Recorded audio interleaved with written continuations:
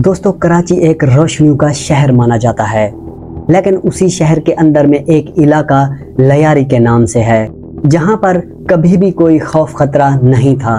मगर एक वक्त ऐसा आया जब गोलियों की आवाज़ें रोज़ की एक कहानी बन गई और उसी अंधेरे दौर में एक नाम उभरता है, रहमान बलोच, जिसे दुनिया रहमान बलोच डकैत के नाम से जानती है।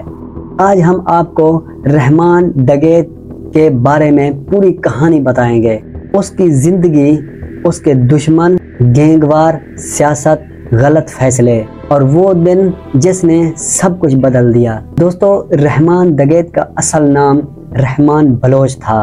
वो लियारी के एक गरीब मगर बलोच खानदानों में पैदा हुआ। बचपन वही था जो लियारी के अक्सर बच्चों का होता है। तंग गलियां, फुटबॉल, बॉक्सिंग, मोहल्ले के छोटी छोटी सियासतें।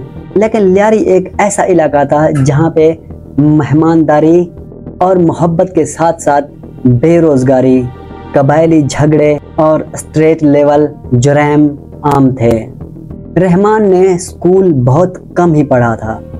कम उम्र में ही मजदूरी करना शुरू कर दिया और आहिस्ता आहिस्ता दोस्तों उसकी ज़िंदगी ऐसे मोड़ तक पहुंच गई जहां से वापसी का निकलना नामुमकिन था। इब्तिदा में दोस्तों वो आम झगड़े और छोटी छोटी वारदातों में मुलव्वस होता था, लेकिन लियारी के हालात ने उसे मजीद इसी काम में धकेल दिया। कहा जाता है कि उस पर एक झूठा मुकदमा भी बनाया गया था जिसने उसके अंदर रियासत के खिलाफ एक गुस्सा पैदा किया और उसी गुस्से और गुर्बत रहमान को जराइम की दुनिया में धकेल दिया।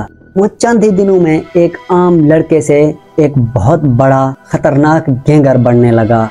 थोड़ा ही वक्त गुजरा कि लोग उसे देखकर रास्ता ही बदल देते थे। सन 2000 के बाद कराची में गैंगवारियत बढ़ी और रहमान डकैत ने पूरे लियारी में अपने, उसके लोग कहते थे कि रहमान हमारे इलाके का मुहाफिज है और वो गरीबों की मदद करता है।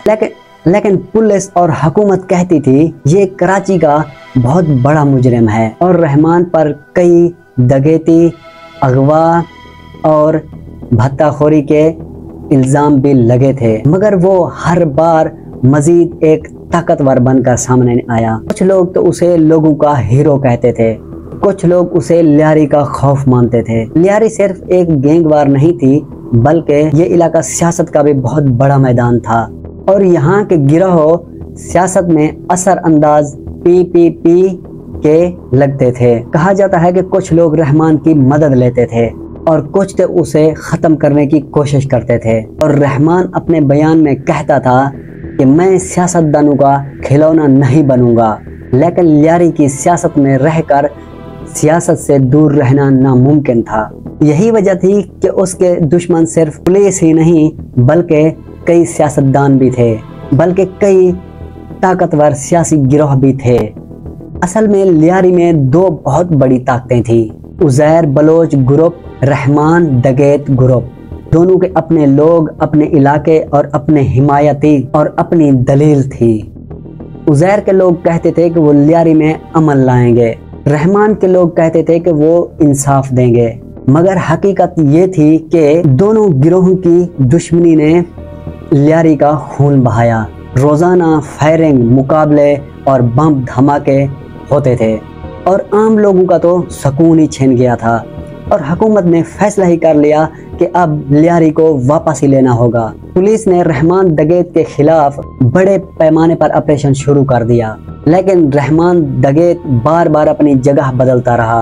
कभी छुप जाता तो कभी खुलेआम मुकाबला करता था और उसके गिरोह के दर्जनों लोग मारे गए, लेकिन रहमान गिरफ्तार नहीं हुआ।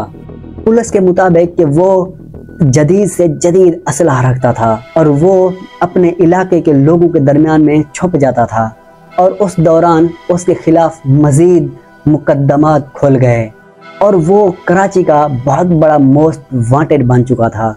2009 की एक रात पुलिस को खबर मिली कि रहमान डकैत और उसके साथी कराची के करीब एक जगह पर मौजूद हैं। पुलिस ने घेराव किया और कई घंटों तक मुकाबला चलता रहा। कहा जाता है कि पुलिस ने उसको सरेंडर की भी पेशकश की थी, लेकिन उसने इनकार कर दिया। बिल आखिर फायरिंग के तबादले में रहमान दगेत मारा गया। पुलिस ने उसकी लाश दिखाई और यूं लियारी के सबसे ताकतवर किरदार का दरवाजा बिल्कुल बंद हो गया।